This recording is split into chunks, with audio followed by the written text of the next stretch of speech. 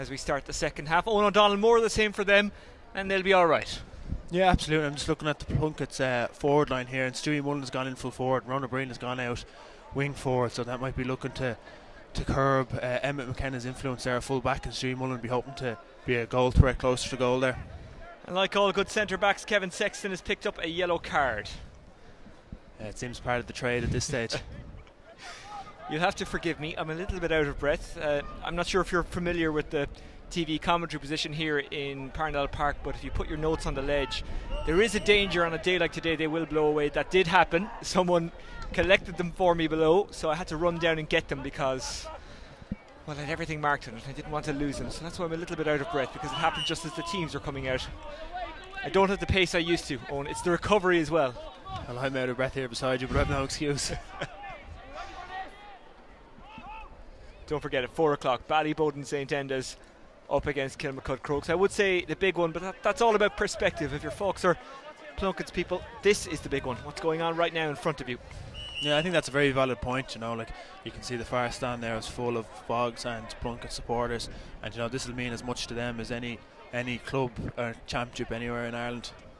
Bennett comes off the stick of Ronan O'Brien, but it's stolen by Nagel. Nagel, I don't think that's what he was aiming to do. I think that was a shot, but it turns out to be a good ball, but Carlo Mahoney doesn't get under it.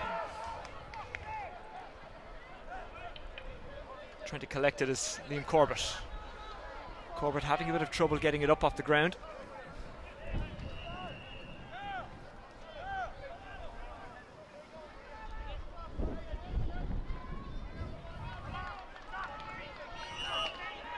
Ball thrown in, stroked by Kieran Nagel. Chasing after it is Éanna Boland, but he can't quite pick it up. Yeah, Plunkett will be looking for a good start here. I said kind of previously before the first half there. For me, I think Keane Boland will be better off closer to goal where he can be a score threat. At the moment, he's doing a lot of the donkey work back in his own half-back line midfield area. But you know, Keane is such a strong, athletic person. He can really open defences, and defenders tend to foul him instead of letting him run through. Patrick Curtin's intended target was not reached. It goes out over the line. It is a Fogs ball, and it will be Conor O'Shea who'll take it.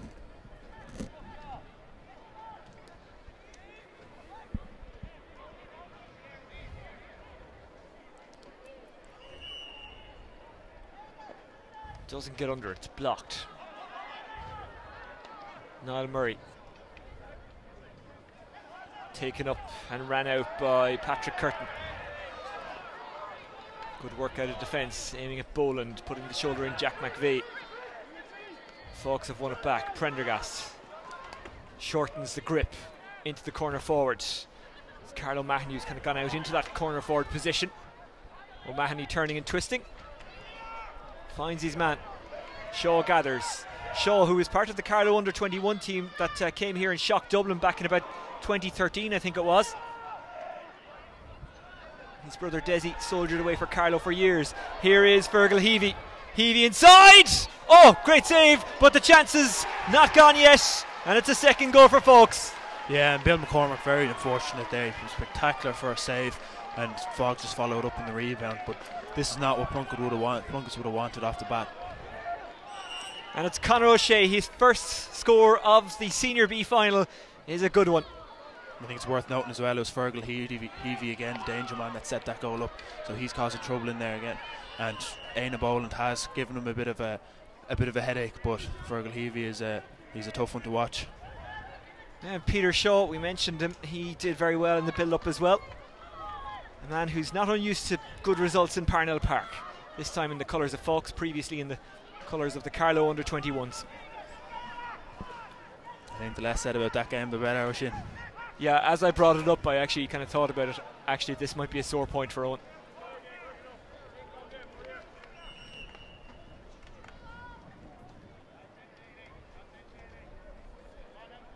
Stuart Mullen.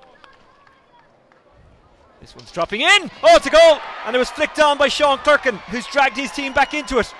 And that's a bit of luck that will bring Plunkett's right back into the game. That'll give them a huge lift, and hopefully now the next 2 or 3 puck outs and plays, Plunkett's can kind of re-establish themselves back in the game. Good to see that doubling in the air is still a thing. Sean Clerkin getting a good clean contact on that one as it dropped in.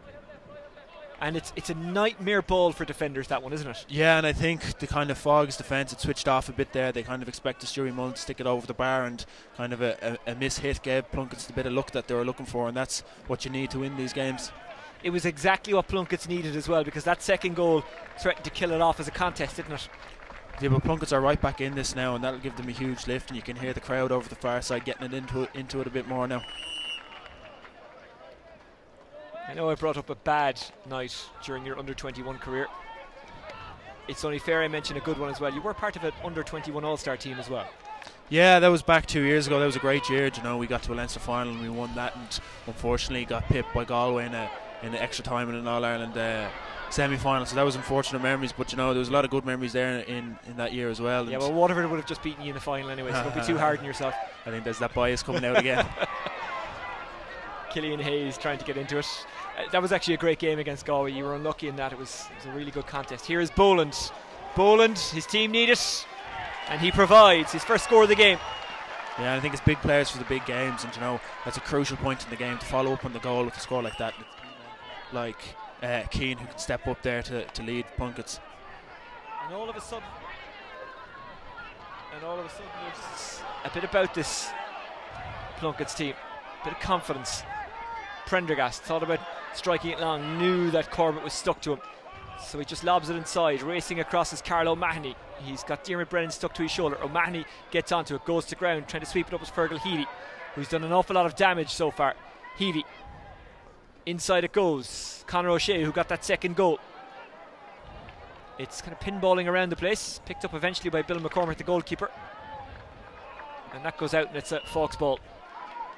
Yeah, but Bill's been having a spectacular game. You know, his puckouts have been spot on, his saves have been spot on, and even dealing with trouble like that again isn't easy for a keeper. But he did very well just to clear the danger, and Plunkett's can resettle themselves for this.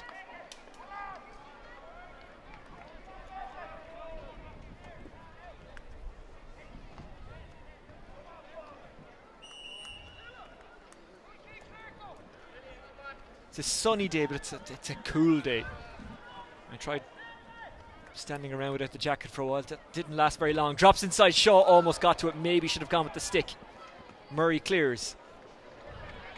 Good ball. Killian Hayes.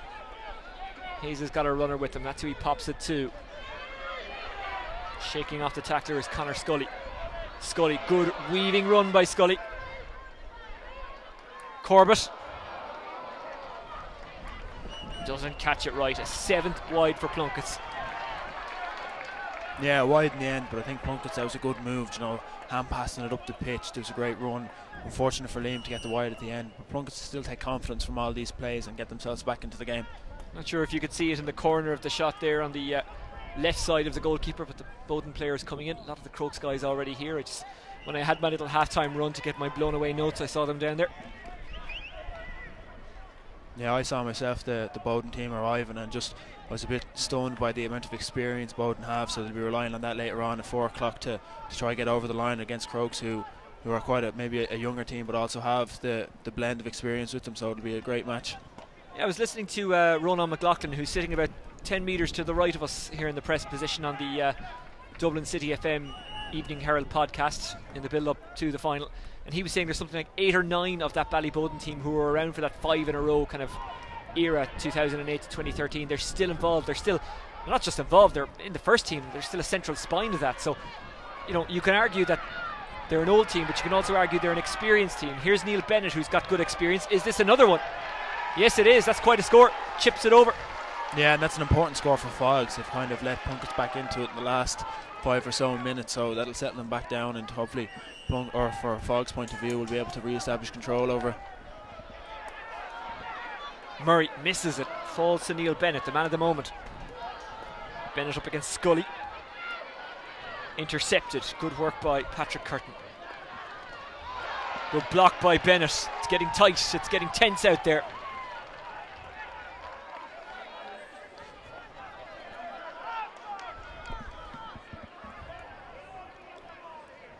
Curtin lining up the line ball. They'll probably need another goal at some stage, Plunkett's. Picked up by Sean Clerkin, who got the first of those goals. Well, the only so far. Good fetch out of the air by Bergen. Bergen Aiming it down towards Stuart Mullen, went under him, and it's going to be swept up by Prendergast, who has been brilliant today for Folks. Commentator's curse, he hits it to nowhere. First time in the game, though, that there was no one up there to battle for it for Folks. Yeah, and that's definitely been a tactic of Fogs, I said in the first half. They're trying to spray the ball into the corners without looking, and the corner forwards know where the ball's been put, so they're making their runs early, but that was the first time it hasn't paid off for them. Prendergast winds up, he's going for it, there's no doubt about that. Oh, that's a super score. John Prendergast, we mentioned in the first half, Ken McGrath is his favourite hurler. Well, he emulated his favourite there, didn't he? Yeah, and you can see him shouting at his teammates there after the score, trying to lift them again and trying to rally the troops, so Prendergast will be delighted with that score. Ball breaks for Oisín Boland. Boland looks for Cian Boland. Free-in was coming his way anyway. So it's 17 points to 10 when you make the conversion, but this has been, I was going to say the summer of lost leads. It's no longer the summer, it's been the year of lost leads in hurling. So 7 points with 18 minutes to go is by no means a certainty. It's not a sure thing that you're going to win the game. No, and I think an important thing for Fogs is to stick to the game plan they have. If they convert to trying to steal out the game or drop men back, Plunkett will quickly establish themselves and try to push on. So Fogs have got this lead for a reason and need to keep doing what they've been doing to continue that lead. Stuart Mullen, good score. His fourth of the game, all from frees.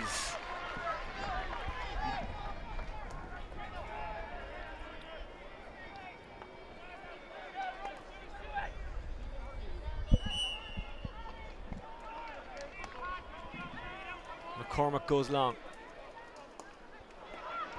Gleeson, I beg your pardon. Patrick Bergen finds its way to Murray. Murray getting a touch onto it was Killian Hayes. Sean Clerkin tries to get to it, but Emmett McKenna gets there ahead of him. McKenna clears. Almost caught by David Croke. Scully moves it on. Here's Stuart Mullen. Loses it. Prendergast there again. Prendergast by any means necessary gets it to Neil Bennett. Bennett can't get the clearance away. Scully comes off Scully's stick, goes loose. They're looking inside for Clerkin perhaps. Clerkin just couldn't get it into the hand. Now it's Colin Devan. Late hit on Devan, free out. Yeah, that's a free out, but 3 and 6 for Fogs. Emmett McKenna and Prendergast have been absolutely spectacular all game. Every threat that has come in they've dealt with, and to have a spine in your team like that really will stand to Fogs, and it's been a huge part of the reason they're in the final in the first place and their success all the way through this year.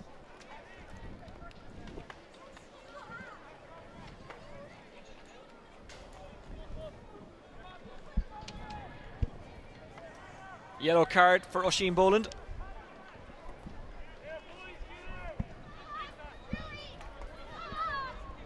Yeah, and that's 3 of the brothers playing today, Oisín, Keane and Aina, and their dad Shay involved in the management, so that's 4 brothers for Plunkett's, and it is really it's a family affair in Plunkett's with the Brogans as well, so it's something special for Plunkett's to pull off a win here.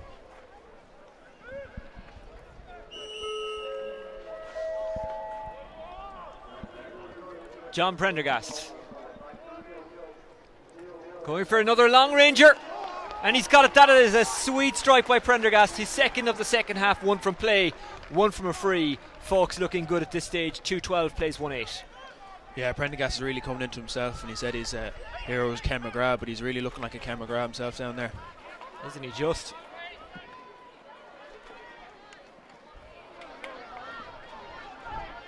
Falk's looking for more. Devan.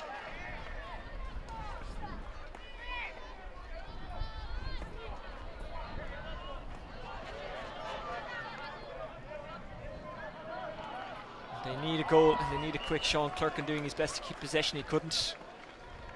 And it will be a line ball to Fox. And just looking at the setup of the second half, it looks like Fogs have played a sweeper and Plunkett's have matched that with the sweeper. But for me, if your team is losing, the sweeper isn't much use. You really should push up, and Prendergast is cleaning up back there as a free man, so Plunkett's may decide to move their own sweeper up the pitch and try to get a bit more firepower in the front.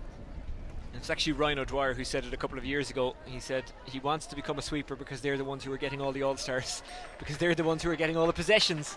Yeah, exactly. And I think Tyg de Burke is really the man that's brought that into the game, and Waterford with Derek McGrath have really shown that it can be a winning formula if used correctly, and a lot of teams are trying to implement it. But Plunkett's bringing on Finn Dunleavy there for a bit of extra firepower up front. He's a big tall man, so they might use him as a target man for puckouts.